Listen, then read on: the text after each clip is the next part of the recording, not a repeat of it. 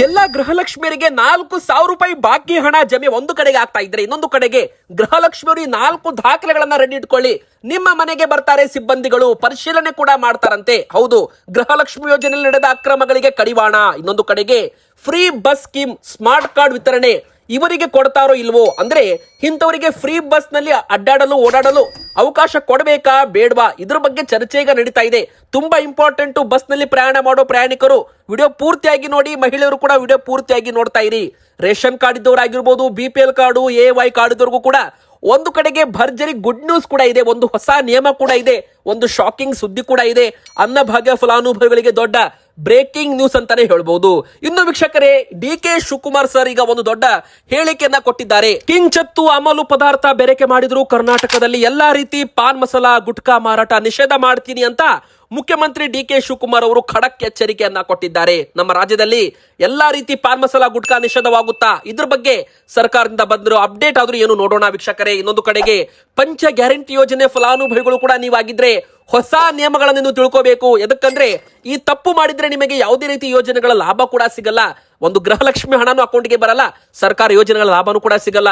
So ತುಂಬಾ important video ಆಗಿರೋದ್ರಿಂದ ದಯಮಾಡಿ ಎಲ್ಲೂ ಸ್ಕಿಪ್ ಮಾಡದೆ ವಿಡಿಯೋನ ಪೂರ್ತಿಯಾಗಿ ಕೊನೆ ತನಕ ನೋಡಿ, ಎಲ್ಲಾ ಮಾಹಿತಿ ಕೂಡ ತಿಳಿದುಕೊಳ್ಳಿ ವೀಕ್ಷಕರೇ. ಮೊದಲಿಗೆ ನೀವು ಗೃಹಲಕ್ಷ್ಮಿ ಫಲಾನುಭವಿಗಳಾಗಿದ್ರೆ ದಯವಿಟ್ಟು ವಿಡಿಯೋಗೆ ಒಂದು ಲೈಕ್ ಮಾಡೋದ್ರ ಮೂಲಕ ವಿಡಿಯೋಗೆ ಸಪೋರ್ಟ್ ಮಾಡಿ.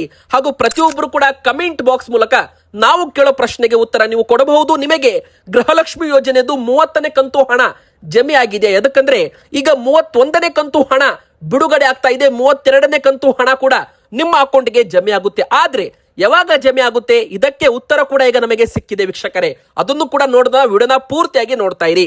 ಮೊದಲಿಗೆ ಹೇಳ್ಬೇಕಂದ್ರೆ ಗೃಹಲಕ್ಷ್ಮಿ ಯೋಜನೆಯಿಂದ ಅನರ್ಹರನ್ನ ತೆಗೆದು ಹಾಕಲಾಗ್ತಾ ಇದೆ. ಹತ್ತತ್ರ 3-4 ಲಕ್ಷ ಜನರು ಗೃಹಲಕ್ಷ್ಮಿ ಯೋಜನೆಯಿಂದ ಹೊರಕ್ಕೆ ಹೋಗಲಿದ್ದಾರೆ ಎಂಬುವ ಅಧಿಕೃತ ಮಾಹಿತಿ ಸಿಕ್ಕಿರುವಂತದ್ದು. ಅಂದ್ರೆ ಮೃತಪಟ್ಟವರಾಗಿರ್ಬೋದು, ಆದಾಯ ತೆರಿಗೆ ಪಾವತಿ ಮಾಡ್ತಾವ್ರಿದ್ದವರಾಗಿರ್ಬೋದು, ಒಂದೇ ಅಕೌಂಟ್ ಅಲ್ಲಿ 2-3 ಜನ ಗೃಹಲಕ್ಷ್ಮಿಯವರು ಹಣ ಪಡ್ಕೋತಾ ಇದ್ರಲ್ಲ, ಅದನ್ನು ಕೂಡ ಪತ್ತೆ ಹಚ್ಚಲಾಗಿದೆ. ಇನ್ನು 4ನೇದಾಗಿ ಏನಪ್ಪಾ ಅಂದ್ರೆ, ತುಂಬಾ ಜನ ಬೇರೆಯವರ ಅಕೌಂಟ್, ಬೇರೆಯವರ ಮೊಬೈಲ್ ನಂಬರ್ ಅನ್ನ ಬಳಸಿ ಯಾರದ್ದೋ ಹಣವನ್ನ ಯಾರೋ ಗೃಹಲಕ್ಷ್ಮಿಯವರು ಪಡ್ಕೋತಾ ಇದ್ದಾರೆ. ಅಂದ್ರೆ ಹೆಸರು ಬೇರೆಯವರದ್ದು, ಆದ್ರೆ ಹಣ ಪಡ್ಕೋತಾ ಇದ್ದವರೇ ಬೇರೆಯವರು. ಈ ತರನು ಕೂಡ ಈ ಒಂದು ಯೋಜನೆಯಲ್ಲಿ ತುಂಬಾನೇ ಅಕ್ರಮಗಳು ನಡೆದಿರೋದು ವೀಕ್ಷಕರೇ. ಸೊ ಇದರಿಂದ ಸರ್ಕಾರ ಈಗ ಎಚ್ಚೆತ್ತುಕೊಂಡಿದ್ದು ಈ ಒಂದು ಯೋಜನೆಗಳನ್ನ ಪರಿಶೀಲನೆ ಮಾಡಬೇಕು ಅಂತಾನೆ ಮನೆ ಭೇಟಿ ಸರ್ವೆ ಕೂಡ ಶುರು ಆಗ್ತಾ ಇದೆ. ನೋಡಿ, ಇಲ್ಲಿ ಗೃಹಲಕ್ಷ್ಮಿ ಯೋಜನೆ ಆಗಿರ್ಬೋದು, ಗೃಹ ಜ್ಯೋತಿ ಫಲಾನುಭವಿಗಳಾಗಿರ್ಬೋದು, ನೀವು ಮೊದಲ ಹಂತದಲ್ಲಿ ಪರಿಷ್ಕರಣೆ ಪ್ರಾರಂಭವಾಗ್ತಾ ಇದೆ. ಮತ್ತೊಮ್ಮೆ ಮರು ಅರ್ಜಿ ನೀವು ಹಾಕಬೇಕಾಗಿ ಬರಬಹುದು ಅಂತಾನೂ ಕೂಡ ಹೇಳಲಾಗ್ತಾ ಇದೆ ವೀಕ್ಷಕರೇ.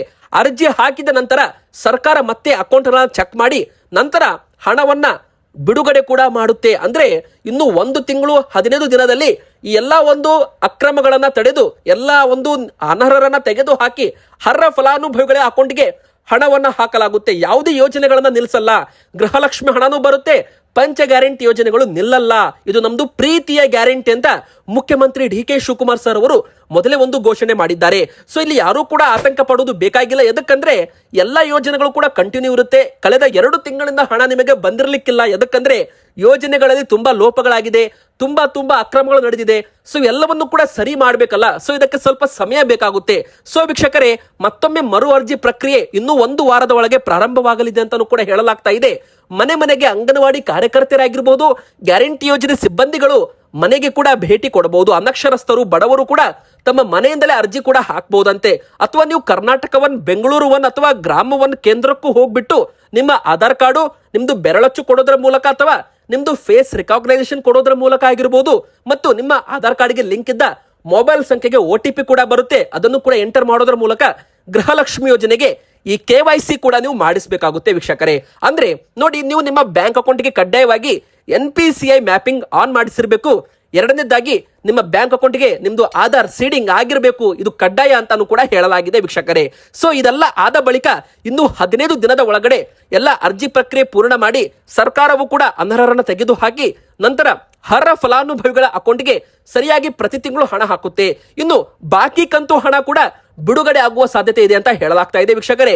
ನಿಮಗೆ 30ನೇ ಕಂತಿನವರೆಗೂ ಹಣ ಬಂದಿದ್ರೆ ಎಸ್ ಅಂತ ಕಮೆಂಟ್ ಮಾಡಿ, ಇಲ್ಲಾಂದ್ರೆ ನೋ ಅಂತ ಕಮೆಂಟ್ ಮಾಡಿ. ಯಾಕಂದ್ರೆ 31, 32 2 ಕಂತು ಹಣ ಕೂಡ ಇನ್ನು 1 ವಾರ 10 ದಿನದ ಒಳಗಡೆ ಜಮೆ ಆಗುವ ನಿರೀಕ್ಷೆ ಕೂಡ ಒಂದು ಕಡೆಗೆ ಇರುವಂತದ್ದು. ಸೊ ವೀಕ್ಷಕರೇ, 2ನೇದಾಗಿ ಹೇಳ್ಬೇಕಂದ್ರೆ ಪಂಚ ಗ್ಯಾರಂಟಿ ಫಲಾನುಭವಿಗಳು ಕೂಡ ನೀವು ಆಗಿದ್ರೆ ಸ್ವಯಂ ಪ್ರೇರಿತವಾಗಿ ಬಿಟ್ಟು ಕೊಡಬಹುದು. ಅಂದ್ರೆ ಗೃಹ ಜ್ಯೋತಿ, ಗೃಹಲಕ್ಷ್ಮಿ ಯೋಜನೆ ಲಾಭವನ್ನು ನೀವು ತ್ಯಾಗ ಮಾಡಬಹುದು. ಇದಕ್ಕೋಸ್ಕರ ಸರ್ಕಾರ ಜನರಿಗೆ ಒಂದು ಮನವಿ ಮಾಡಲಿದೆ ಅಂತೆ. ಅಂದ್ರೆ ನೋಡಿ, ಮೊನ್ನೆ ತಾನೇ ಕೇಂದ್ರ ಮೋದಿ ಸರ್ಕಾರದಿಂದ LPG ಸಬ್ಸಿಡಿ ಯಾರೆಲ್ಲ ಶ್ರೀಮಂತರು ಇದ್ದಾರೆ ಅವರು ಸ್ವಯಂ ಪ್ರೇರಿತವಾಗಿ ತ್ಯಜಿಸಿ ಅಂತ ಒಂದು ಕರೆ ಕೊಟ್ಟಿದ್ರು. ಅದೇ ತರ ತುಂಬಾ ಜನ ಇದಕ್ಕೆ ಒಂದು ಗಿವ್ ಇಟ್ ಅಪ್ ಅಂದ್ರೆ ಗಿವ್ ಅಪ್ ಮಾಡಿದ್ರು. ಅಂದ್ರೆ ಬೇಡ ನಮಗೆ ಅಂತ ಸರ್ಕಾರದ ಯೋಜನೆಗಳನ್ನ ಬೇಡ ಅಂತ ಸ್ವಯಂ ಪ್ರೇರಿತವಾಗಿ ಬಿಟ್ಟು ಕೊಟ್ಟಿದ್ರಲ್ಲ, ಅದೇ ತರ ಈಗ ಕರ್ನಾಟಕ ಸರ್ಕಾರದಿಂದಲೂ ಕೂಡ ಗ್ಯಾರಂಟಿ ಅನರ್ಹರ ಪಾಲಾಗೋದನ್ನು ತಡೆಯಲು ಹಲವು ಸುಧಾರಣಾ ಕ್ರಮಕ್ಕೆ ಮುಂದಾಗಿದೆ. ಉಳ್ಳವರು, ಶ್ರೀಮಂತರು ಸ್ವಯಂ ಪ್ರೇರಿತವಾಗಿ ಗೃಹಲಕ್ಷ್ಮಿ ಹಾಗೂ ಗೃಹ ಜ್ಯೋತಿ ಲಾಭವನ್ನ ತ್ಯಜಿಸಬಹುದಂತೆ. ಅಂದ್ರೆ ನಮಗೆ ಯೋಜನೆ ಬೇಡ, ಈಗ ನೀವು ಆಲ್ರೆಡಿ ಹಣ ಪಡ್ಕೋತಾ ಇದ್ರೆ ನಮಗೆ ಬೇಡ ಅಂತ ನೀವು ಗಿವ್ ಅಪ್ ಕೊಡಬಹುದು, ಅಂದ್ರೆ ಬೇಡ ಅಂತ ಬಿಡಬಹುದು.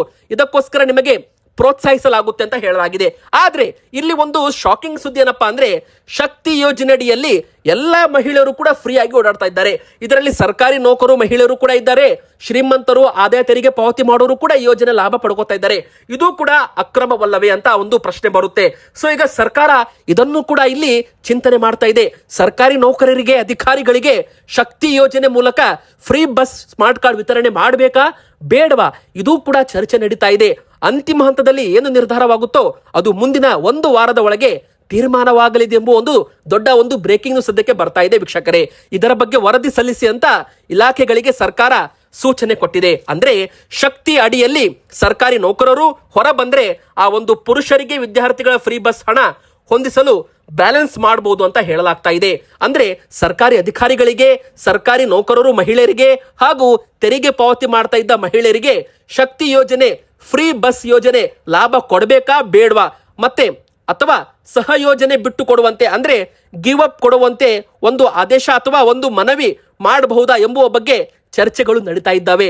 ಇನ್ನು ಸ್ಮಾರ್ಟ್ ಕಾರ್ಡ್ ವಿತರಣೆ ಇನ್ನು ಕೆಲವೇ ದಿನಗಳಲ್ಲಿ ಅರ್ಜಿ ಪ್ರಕ್ರಿಯೆ ಪ್ರಾರಂಭವಾಗ್ತಾ ಇದೆ ವೀಕ್ಷಕರೇ. ಅಂದ್ರೆ ಆಧಾರ್ ಕಾರ್ಡ್ಗೆ ಬ್ರೇಕ್ ಬೀಳುತ್ತೆ. ಈ ಜುಲೈ ತಿಂಗಳ ಒಳಗೆ ಅರ್ಜಿ ಪ್ರಕ್ರಿಯೆ ಆರಂಭವಾಗಿ ಶಕ್ತಿ ಸ್ಮಾರ್ಟ್ ಕಾರ್ಡ್ ವಿತರಣೆ ಕೂಡ ಆಗಬಹುದು ಅಂತ ಹೇಳಲಾಗ್ತಾ ಇದೆ. ಇದಕ್ಕೋಸ್ಕರ ಎಲ್ಲ ಒಂದು ರೂಪರೇಷೆಗಳನ್ನ ರೆಡಿ ಕೂಡ ಮಾಡಲಾಗಿದೆ. ಇಲ್ಲಿ ಎಲ್ಲಾ ಮಹಿಳೆಯರು ನಿಮ್ದು ವೋಟರ್ ಕಾರ್ಡು, ನಿಮ್ದು ಆಧಾರ್ ಕಾರ್ಡು, ಮತ್ತೆ ಆಧಾರ್ ಕಾರ್ಡ್ಗೆ ಲಿಂಕ್ ಇದ್ದ ಮೊಬೈಲ್ ಸಂಖ್ಯೆ, ಇನ್ನು ಮುಖ್ಯವಾಗಿ ನಿಮ್ದು ಒಂದು ಭಾವಚಿತ್ರದ ಫೋಟೋ ಇಷ್ಟು ರೆಡಿ ಇಟ್ಕೊಳ್ಳಿ. ಯಾಕಂದ್ರೆ ಶಕ್ತಿ ಸ್ಮಾರ್ಟ್ ಕಾರ್ಡ್ಗೆ ಎಲ್ಲ ದಾಖಲೆಗಳು ನೀವು ಕೊಡಬೇಕಾಗುತ್ತೆ. ನಿಮಗೆ ಒಂದು ID ನಂಬರ್ ಕೂಡ ಕೊಡ್ತಾರೆ. ಮತ್ತೆ ಆ ಒಂದು ಸ್ಮಾರ್ಟ್ ಕಾರ್ಡು ಬಳಸಿ ನೀವು ಉಚಿತವಾಗಿ ಪ್ರಯಾಣ ಮಾಡಬಹುದು ಕರ್ನಾಟಕ ರಾಜ್ಯದಂತ. ಇದರಿಂದಾಗಿ ಆಧಾರ್ ಕಾರ್ಡ್ಗೆ ಬ್ರೇಕ್ ಬಿದ್ರೆ ಇದರಲ್ಲಿ ನಡೆಯುವ ಅಕ್ರಮವೂ ಕೂಡ ಬ್ರೇಕ್ ಬೀಳುತ್ತೆ. ಆದ್ರೆ ಸರ್ಕಾರಿ ನೌಕರಿ ಮಹಿಳೆಯರಿಗೆ, ಅಧಿಕಾರಿಗಳಿಗೆ ಕೊಡಬೇಕಾ ಬೇಡವಾ, ಇದು ಇನ್ನೂ ಕೂಡ ಚಿಂತನೆ ಇನ್ನು ಪ್ರಿಲಿಮಿನರಿ ಸ್ಟೇಜ್ ಅಲ್ಲಿ ಇದೆ ಅಂತಾನೆ ಹೇಳ್ಬಹುದು. ಇನ್ನು ರೇಷನ್ ಕಾರ್ಡ್ ಇದ್ದವರು, BPL ಕಾರ್ಡ್ ಇದ್ದವರಿಗೆ ಒಂದು ಕಡೆಗೆ ಶಾಕಿಂಗ್ ಸುದ್ದಿ, ಗುಡ್ ನ್ಯೂಸ್ ಎಲ್ಲ ಕೂಡ ಇದೆ. ನೋಡೋಣ ಬನ್ನಿ. ಸೊ ವೀಕ್ಷಕರೇ, ಮೊದಲಿಗೆ 14 ಲಕ್ಷ ಅನರ್ಹ BPL ಕಾರ್ಡ್ಗಳು ಮತ್ತೆ ಇಲ್ಲಿ ರದ್ದು ಮಾಡಲು ಸರ್ಕಾರ ಮುಂದಾಗ್ತಾ ಇದೆ. ನೋಡಿ, ಗೃಹಲಕ್ಷ್ಮಿ ಆಯ್ತು, ಗೃಹ ಜ್ಯೋತಿ ಆಯ್ತು, ಈಗ ಶಕ್ತಿ ಯೋಜನೆ ಕೂಡ ಆಯ್ತು.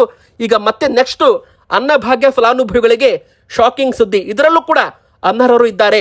ಅಂದ್ರೆ ಶ್ರೀಮಂತರು APL ಕಾರ್ಡ್ ಅಲ್ಲಿ ಇರಬೇಕಾದವರು BPL ಕಾರ್ಡ್ ಅಲ್ಲಿ ಇದ್ದಾರೆ.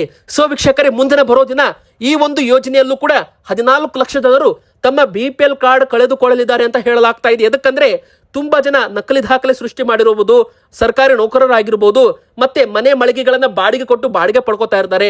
ಸ್ವಂತ ವಾಹನ ಅಂದ್ರೆ 4 ಚಕ್ರದ ವಾಹನ ಸ್ವಂತಕ್ಕೆ ಬಳಕೆ ಮಾಡ್ತಾ ಇರ್ತಾರೆ. ಇಂಥವರು ಶ್ರೀಮಂತರು ಕೂಡ ಅನ್ನಭಾಗ್ಯ ಫಲಾನುಭವಿಗಳಾಗಿದ್ದಾರೆ, BPL ಕಾರ್ಡ್ ಹೊಂದಿದ್ದಾರೆ.